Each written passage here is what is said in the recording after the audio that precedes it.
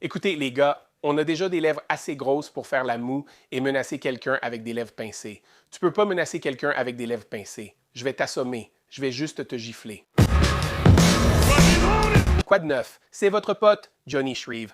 On m'a promis de dire les choses telles qu'elles sont. Il faut que j'ai une conversation avec vous. Je suis vraiment confus. En fait, je suis carrément perplexe. Je suis perplexe et inquiet pour ma tranche d'âge. J'étais en train de manger, j'ai allumé YouTube, évidemment, pour regarder mes trucs, et je vois une vidéo de John Bravo. Et je vais la regarder parce que, tu sais, c'est plutôt pas mal. À chaque fois que John Bravo sort une vidéo, il a vraiment une super cinématographie, il fait ça très bien. Donc ça m'intrigue. Je vais regarder, il y a sûrement un peu de Kajama à profiter, juste pour m'amuser. J'y vais et là, je tombe sur un ancien YouTuber de la vieille école. Je n'avais pas vu son contenu depuis longtemps et maintenant je le revois. Il est sur la chaîne de John Bravo et l'a directement menacé. Je ne sais pas si vous vous souvenez de Mike Rashid. Donc, Mike Rashid, c'est un ancien de l'époque où C.T. Fletcher et Callum aussi, toute l'équipe, le Metroflex, je crois que c'était Metroflex Gym. Bref, toute cette équipe-là était vraiment au top. Maintenant, tu sais, C.T. Fletcher continue toujours ce qu'il fait, il est toujours au top, mais tu sais, il s'est passé quelques trucs avec Mike Rashid. Je crois que l'une des choses, c'est qu'il était soi-disant un faux naturel. Il disait qu'il était naturel, c'était ce genre de gars. À l'époque, tu voyais des YouTubers comme ça qui prenaient plein de trucs et finissaient par réussir. Tu n'entends plus parler d'eux et tu imagines qu'ils ont tellement réussi qu'ils n'ont plus besoin de faire de vidéos sur YouTube.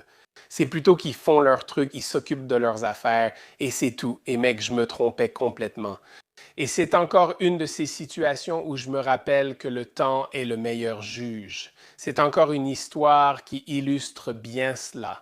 Si tu veux voir la chaîne de John Barrow, vas-y, tu peux tout regarder chez lui. Je l'appelle et je lui dis « Yo, quoi de neuf? C'est mon pote. » Je lui dis « Yo, raconte-moi la vraie histoire, ok? » Puis, Mike Rashid, c'est quoi ce délire quand c'est arrivé? Je veux juste te dire un truc, d'accord? Je sais que c'est vrai maintenant. L'une des découvertes les plus récentes en termes de statistiques sur YouTube, c'est que ma tranche d'âge, j'ai 41 ans, en fait j'aurai 42 ans cette année, est en augmentation. Par exemple, notre tranche d'âge, la mienne, on commence à regarder YouTube beaucoup plus que la jeune génération, tu vois? Comprends bien ça.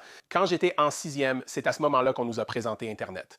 Donc, quand je vois des gens de mon âge faire des choses qui n'ont pas de sens dans le monde en ligne, sur les réseaux sociaux et tout ça, je suis vraiment perdu parce que je me dis, on a été les premiers à découvrir ça. On a grandi avec ça. Mais pour moi, j'ai presque l'impression que parfois, je fais partie des rares personnes de mon âge qui comprennent encore. Parce que quand je vois des gens de mon âge qui sont créateurs sur cette plateforme faire des trucs complètement fous, je me demande juste, est-ce que je rate quelque chose? Est-ce que je suis juste aussi jeune d'esprit et de cœur, tellement dans le présent, que je ne fais pas ces conneries? Ces erreurs où tu te demandes, as-tu oublié que le temps va te démasquer quoi qu'il arrive?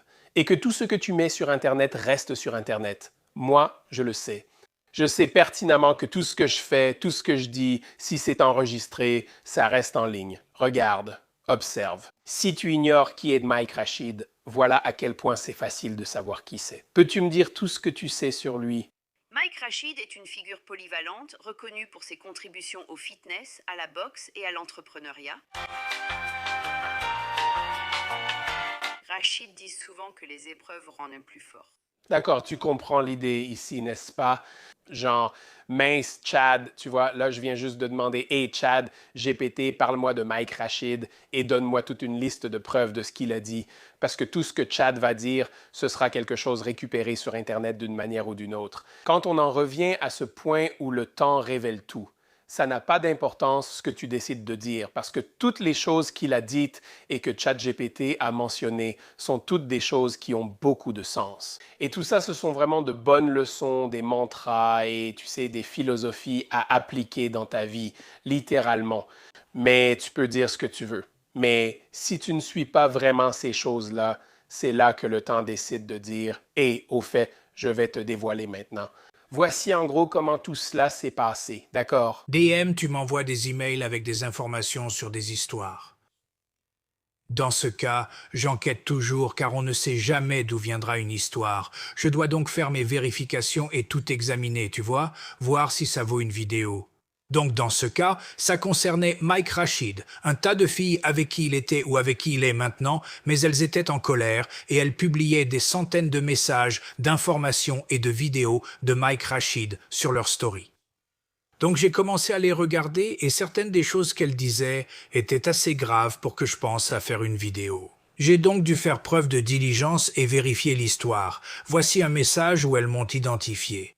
Peux-tu m'envoyer 250 ? Je ne sais pas ce qui se passe avec mon téléphone. Je n'arrive pas à me connecter à ma banque pour voir ce qui se passe, mais mon téléphone agit bizarrement. Peux-tu m'envoyer un virement Cash App ? Je te rends l'argent aujourd'hui. J'ai un souci avec mon compte. Je ne peux pas y accéder avant quelques heures. Chérie, peux-tu me faire un virement Zelle de 50 ? Peux-tu m'envoyer 90 ? Et encore 50 ? J'ai utilisé ça pour acheter à manger pour Ivy. J'ai envie de m'acheter quelque chose à manger tout de suite. Pardonne-moi de te demander ça, mais tu peux m'envoyer 60 $, bébé ? Peux-tu m'envoyer 100 ou 130 ? Je dois réserver le vol d'Ellie avant la hausse des prix. Je ne peux pas aller à la banque maintenant. Tu peux aussi m'envoyer 50 $ pour acheter à manger ? Je n'aurai pas d'argent liquide avant de rentrer. Bébé, tu peux m'envoyer encore 100 ou 150 ? Je ne veux plus lire tout ça. Ça me fait mal pour ce gars. Ce gars-là, on pensait qu'il était un vrai flambeur avec ses jets privés, toutes ses voitures de luxe et ses villas. Après ça, une des filles, tu veux entendre, non? Donc, il demande à un tas de femmes avec qui il parlait avant, peu importe ce qu'il faisait avec elles ou pas, ça le regarde, non. Il les a clairement énervées parce que, encore une fois, peu importe. Il les a énervées et elles sont dans un petit groupe de discussion, peu importe, et elles échangent des messages à propos de Mike. Et ce sont des messages qui viennent de Mike. Ce n'est pas comme si elles modifiaient quoi que ce soit. Et puis, une des filles avec qui il parlait dans ce groupe, tu vois, qui disait toutes ces choses et montrait ses messages, eh bien, John discutait avec elle, tu vois, pour lui parler et obtenir plus d'informations. Elle finit par se réconcilier avec Mike Rashid. C'est là que Mike se met en colère. Mike, après avoir parlé à la fille qui le critiquait dans ce groupe et partageait des messages avec d'autres filles sur lui, leur demandant chacune si elles pouvaient lui donner 50 $ ou de l'argent. Peux-tu m'envoyer un zèle? Vous avez vu ça, non? C'est quoi? Tu vois ce que je veux dire? Après avoir entendu tout ce que Chad vient de dire sur Mike, tu te dis, ce n'est pas possible que ce soit ce gars-là. Il n'y a aucune chance que ce soit lui. Alors, qu'est-ce qui se passe? Eh bien, Mike Rashid envoie un message privé menaçant en retour à « J'ai envoyé un message à John parce que j'ai regardé la vidéo. » Et je me disais, qu'est-ce qui se passe? Je me demandais, est-ce que c'est en ligne? Il me dit « Non. » Il m'a envoyé un message privé. Je lui demande de me l'envoyer. Il le fait. Je reviens à ce que tu disais sur Watson. Les vraies personnes qui sont réellement dangereuses, elles ne vont pas te le dire, elles ne le feront pas. Elles ne vont pas te dire « Au fait, je sais où tu habites, je vais venir te chercher. » Et tu as ça sur ton téléphone. Si jamais ça arrive, tu pourrais donner ça à la police. « Hé, police, tenez, savez-vous qui était l'agresseur? » « Oui, je sais, c'est lui, monsieur. » C'est comme quoi, c'est le message qu'il lui envoie, d'accord? Non seulement il envoie à John Bravo un message vidéo furieux à propos de la fille qui a ouvertement et volontairement donné des informations à John. On pourrait penser qu'il serait en colère contre la fille qui l'a fait. Tu vois, tu vas détourner la chose, tu vois, et je pense que souvent les hommes font ça car ils savent qu'ils ne peuvent rien faire à la fille, surtout les bons hommes. Ils ne vont pas rester là à la frapper, non. Autant passer ma frustration sur le mec. Je suis sérieux. Tu trouves ça pathétique? Il se passe rien dans ta vie. Tu tentes de survivre une vie misérable. Je vois sur Social Blade que tu ne gagnes rien. Tout ce que tu fais, c'est parler des autres. Quel putain de garce. Tu continues à me chercher. Ça ne va pas marcher pour toi. Bref, Johnny Bravo, faux nom. Continue à me chercher, très bien. Continue à me chercher. Je suis un homme adulte. Je ne le ferai pas. Je ne ferai jamais une putain de vidéo sur un autre putain de mec. C'est tout ce que tu fais. Qu'est-ce que tu penses de toi-même, papa? T'es un... Je te dirai tout ça en face. T'es jamais nulle part. Tu critiques tous ces gens du fitness. T'es jamais à aucune expo. Si tu y vas, tu vas te faire défoncer. Tu le sais. Tu restes caché. Mon petit garde, un enfoiré bizarre. J'aurais pu venir te voir car j'ai toutes tes infos. Mais toi, tu n'en vaux même pas la peine. Tu vois ce que je veux dire? Un autre enfoiré est à tes trousses en ce moment. C'est ça qui devrait t'inquiéter. Avant de refaire une connerie, si jamais tu es en ma présence, sans hésiter, baisse les yeux. Ne me regarde même pas. Regarde le sol. Ou alors je vais te gifler tellement fort. Je vais t'assommer juste avec une gifle. D'accord? C'est un fait.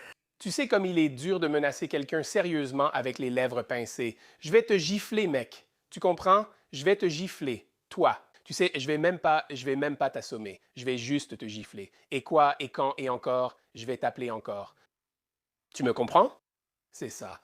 Et tu ferais mieux de pas y aller. Tu ferais mieux de pas venir à l'expo parce que je serai à l'expo.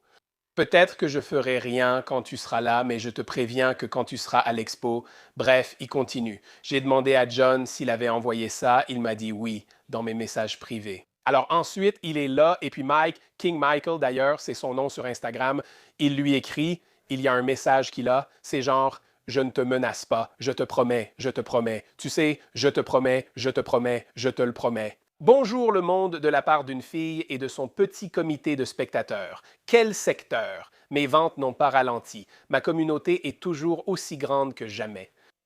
Vous ne pouvez rien me faire. Et je ne fais rien de toutes ces conneries que vous avez essayé de me coller. Il a aussi dit que d'autres chaînes voulaient couvrir l'histoire, mais que je les ai convaincus de ne pas le faire, n'est-ce pas? Et puis il dit des trucs du genre « Laissez-moi tranquille ou je vous jure que je vais foutre votre vie en l'air. Je ferai en sorte que le monde devienne tout petit pour toi. Continue à jouer avec moi, et moi, je suis là. Quoi? Laisse-moi t'expliquer simplement. C'est quelqu'un avec du self-control, de la conscience de soi, qui maîtrise sa vie comme un alpha. Et tu sais, il a dit quelque chose d'assez, tu vois, familier. C'est bizarre. Qui dit bizarre? C'est étrange.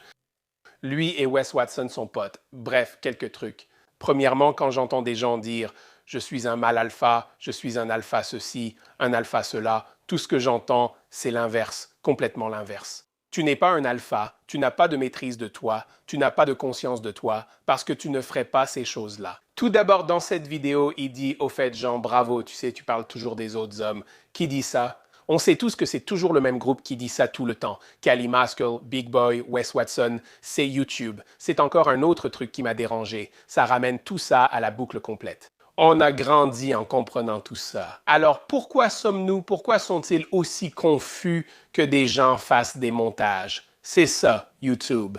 YouTube, c'est faire du contenu. Il s'agit de créer du contenu sur un autre homme, une autre femme, tu vois, du bricolage, comment construire une étagère, comment, tu sais, des critiques de films. Vous, les gens, faites des critiques de films et d'acteurs. Comment vous ne pouvez pas, on ne peut pas faire de critiques de films sur les acteurs parce que vous parlez d'un autre homme. Et puis c'est comme, qu'est-ce que tu vas faire à l'expo? Tu vois, tu vas te battre avec quelqu'un en public. Tu vois ce que je veux dire? C'est incroyable à quel point certains de ces gars sont hypocrites et complètement à côté de la plaque alors qu'ils s'exposent littéralement en ligne. Ceux qui sont intéressés à devenir créateurs ou, tu sais, qui voient YouTube comme une super opportunité de diffuser du contenu créatif et de s'exprimer. Et je trouve ça génial, je trouve ça beau, je trouve ça incroyable. Je pense que si tu as ça en toi, il faut savoir que c'est beaucoup de travail, pas juste prendre une caméra et filmer. Ça peut sembler être le cas, mais en réalité, les chaînes qui réussissent donnent vraiment l'impression que c'est très, très facile. Et si ça a l'air très facile, c'est que c'est vraiment, vraiment difficile. Peu importe, c'est pas grave. Fais-le. Je veux, tu sais, viser ça. Mais au point de départ, tu dois prendre une décision. Ça peut être une décision difficile pour toi, mais c'est une décision très facile pour moi. Et ça devrait être une décision très facile pour beaucoup de gens. Mais tu dois, à cette ligne de départ, au début de ton parcours, que ce soit pour créer quelque chose sur YouTube, Instagram, TikTok, Twitter ou n'importe quelle autre plateforme, tu dois décider si tu vas être authentiquement fidèle à toi-même ou non. Tu dois être complètement en accord avec qui tu es. Aime-toi tel que tu es. Parce que c'est ce qu'il faut pour vraiment avoir une base solide et des fondations profondes avec tes propres valeurs pour rester fidèle à qui tu es. Et si tu décides à un moment donné, quand tu es sur la ligne de départ ou au début de ton parcours, que tu ne vas pas être authentique, que tu ne vas pas croire en toi et que tu ne seras pas exactement qui tu es, à un moment donné, il va se passer quelque chose où le temps va simplement tout révéler et tout va s'effondrer. Parce que ce qui se passe à partir d'ici, il n'y a vraiment que quelque chose qui peuvent t'arriver. Au final, c'est un conseil pour ceux qui, tu sais, pourraient être proches de ce point-là. Peut-être qu'ils le sont. Peut-être qu'ils pensent que le temps va vite venir pour eux. Il faut juste assumer ses actes. Au final, si tu es vraiment quelqu'un qui parle d'être un mâle alpha et tu sais, de conscience de soi, de maîtrise de soi et toutes ces choses-là, la base de tout ça, c'est vraiment la conscience de soi, non? Pour être conscient de soi, il faut de l'intelligence émotionnelle. Et avoir de l'intelligence émotionnelle te permet d'avoir une conscience sociale, n'est-ce pas? L'intelligence émotionnelle, c'est comprendre qui tu es au plus profond de toi-même, comment tu fonctionnes, tes émotions, comment elles te dirigent, ce qui peut te faire réagir, à quoi tu réagis ou quels sont tes déclencheurs, connaître toutes ces choses. Se comprendre émotionnellement te permet de comprendre comment tu pourrais avoir un impact sur quelqu'un dans tes interactions sociales, n'est-ce pas? Avoir cette intelligence émotionnelle va créer une conscience de soi, va t'amener à un niveau que je qualifierais de conscience sociale ultime. Parce que quand tu as toutes ces choses, alors tu ne fais pas d'erreurs comme celle-ci qui finissent par te revenir en pleine figure. Et maintenant, ta crédibilité, ta parole sont remises en question. Donc, quand tu es au début de ton parcours, qu'est-ce que tu choisis? Option A, sois qui tu es, authentique jusqu'au bout. Ou option B, essaie de faire semblant d'être quelqu'un que tu n'es pas. Et avec le temps, ça va t'épuiser. Et tu finiras par te lasser de jouer un rôle. C'est à ce moment que le masque tombe et que tous voient qui tu es. Je voulais partager cela. À la prochaine, restez vous-même. Tu sais comment c'est, n'est-ce pas, Monsieur Zarn? Progressez continuellement dans votre vie. En attendant, continuez à poursuivre vos rêves. Peace.